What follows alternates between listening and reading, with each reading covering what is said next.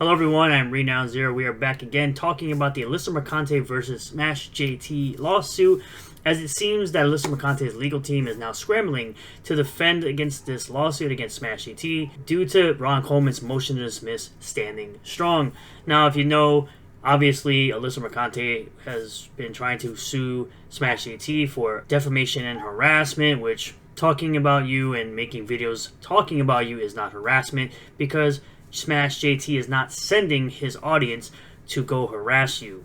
If they decide to go on their own to, say something to you or talk to you while you're streaming, if you're streaming or go into any comment section where you're making a video, that's not on Smash JT. He does not control his audience. No YouTuber controls their audience. Obviously, as content creators, we would expect that people don't do these things. And, if it happens, it happens. We can't control it. But I think it's absolutely hilarious how she continues to go on and say that Smash JT continues to harass her as she continues to talk about Smash JT constantly on her Blue Sky and her Twitter account. So let's get into this article here, though, by That Park Place. Alyssa Mercante legal team scrambles to defend Smash JT lawsuit as Ron Coleman's motion to dismiss stands strong. The legal battle between YouTube personality Smash JT and former Kotaku senior editor Alyssa Mercante has taken another turn. Mercante's legal team from the firm Cohen & Green filed a response to Smash JT attorney Ron Coleman's motion to dismiss her lawsuit. However, based on the arguments presented,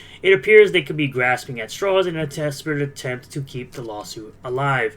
And one of the things that Alyssa Mercante believes that Smash JT is defaming her about is how she got into the gaming industry, even though from her own admission she did cam work back in the day and did some spicy things to get into the gaming industry. Full disclosure, YouTube personality Smash JT is represented in this case against Alyssa Mercante by Ron Coleman and the Coleman Law Firm. One of the key arguments in Mercante's response is an attempt to establish jurisdiction in New York where the lawsuit is filed. Her lawyers claim, quote, "The defendant's statements were broadcast from a location that falls within this court's jurisdiction." However, this directly contradicts what Coleman laid out in his motion to dismiss.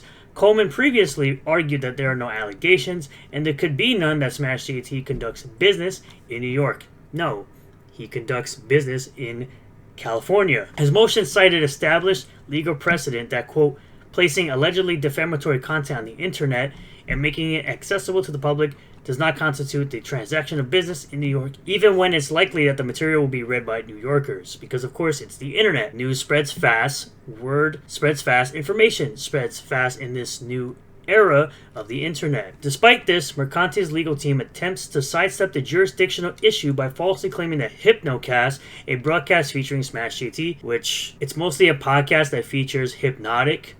You could argue that Smash JT is a part of Saturday Night Hypnosis, but Hypnocast sometimes brings him on, but for the most part, it's just Hypnotic himself. Was conducted from a location under New York jurisdiction. No, it wasn't. However, Smash JT has confirmed that the claim is untrue, as Hypnotic, the host of Hypnocast, does not reside in New York. This blatant misrepresentation of facts further weakens Mercante's already precarious case. False claims about private information disclosure. Another significant issue in Mercante's response is the accusation that Smash JT exposed her private address. No, actually, that was Alyssa Mercante that redacted her private address in the lawsuit paperwork while exposing Smash JT's address in the lawsuit paperwork. The filing states, defendant disclosed plaintiff's residential address, placing her at risk. Here's where it shows that plaintiff Alyssa Mercante is a resident of the state of New York and the County of Kings. Alyssa Mercante's address is redacted, so that means it's not there, it's not shown, herein due to threats made against her as the basis of this lawsuit, but such information will be revealed to the court in camera.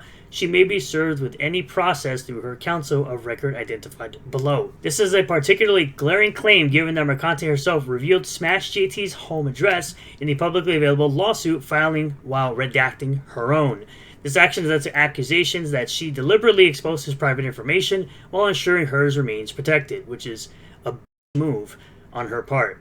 Meanwhile, no specific instance has been presented where Smash JT allegedly revealed her residential address. Without verifiable evidence, this argument appears to be an attempt to paint herself as a victim while shifting scrutiny away from her actions. In what may be the most baffling argument, Mercante's legal team attempts to claim that the court has jurisdiction over the case because Smash JT's website is hosted by Wix.com, a company with an office in Manhattan. Their filing states, quote, Wix.com, which hosts the defendant's website, has its primary office in New York, giving this court authority over the matter. I still don't think that gives them authority over the matter. This reasoning is deeply flawed and ignores Coleman's arguments from the motion to dismiss. As Coleman previously pointed out, jurisdiction requires that the defendant have actual business ties to the location in question. The idea that using a web hosting service with an office in New York grants jurisdiction would set a dangerous precedent where any website hosted by a company with multiple office locations could be sued anywhere. That makes perfect sense to me. If applied broadly, this would mean that entities using Google, Amazon Web Services, or any other major hosting platform could be sued in whatever jurisdiction their headquarters happen to be in. The attempt to manufacture legal standing here is weak at best. The response from Mercante's legal team appears to be more of a reactionary measure than a structured legal argument, because her legal team sucks. In what may be the clearest sign of uncertainty, they state, quote, plaintiff intends to amend her complaint to address new post-filing conduct. This signals a last-ditch effort to keep the Mercante lawsuit afloat by shifting the focus to newer allegations rather than standing by the original claims. The original claims stating that Smash JT defamed her and lied about her doing cam work and spicy stuff to get into the gaming industry, which are posted by Mercante herself in tweets. Constantly amending a complaint suggests that the initial filing was not as solid as they initially believed, and now they're scrambling to find something, anything to hold on to. This latest filing reinforces the idea that the Mercante Smash JT lawsuit is built on unstable ground.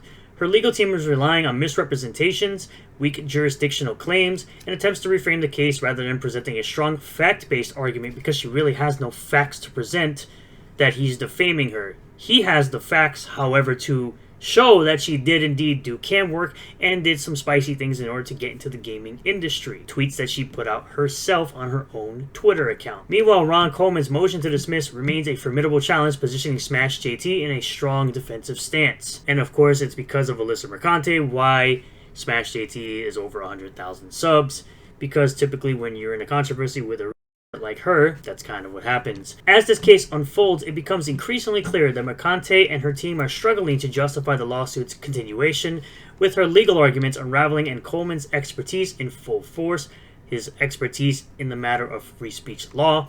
This case may not have much longer to stand. And it's really terrible that this man had to basically dump his kid's college fund in order to fund this, and then of course get funding later on. And I'm sure she was super surprised that this man got the funding he needed in order to countersue her dumb. So, honestly, she should just drop it, in my opinion. He's never defamed you. He's only used your words against you. You constantly talk about him behind blocks, on Blue Sky, and on Twitter, and then claim you're being harassed, even though Smash JT only talks about you in reference to when you start talking about him. So, you clearly have no case. You should just let it go. Take your L. Move on. You already got basically fired from Kotaku, allegedly. And you have nothing really going for you moving forward outside of maybe a small Twitch channel that you're trying to start up to try to teach Smash JT how to be a true journalist, even though you were never a real journalist when it came to the Sweet Baby Inc. story where you left out the part where Kerbutis was being harassed and targeted to have his Steam account taken down and his curator group taken down. So this is a lesson in what you do not do as a journalist, as you like to call yourself, Alyssa Mercante, and now you reap what you sow. Thank you all for checking out this video. I really do appreciate all the new subscribers, returning subscribers, new viewers, and returning viewers. If you did like the video, hit the like button. Comment below what you feel about all of this. Subscribe for more content. Hit the bell for notifications. Set the bell to all.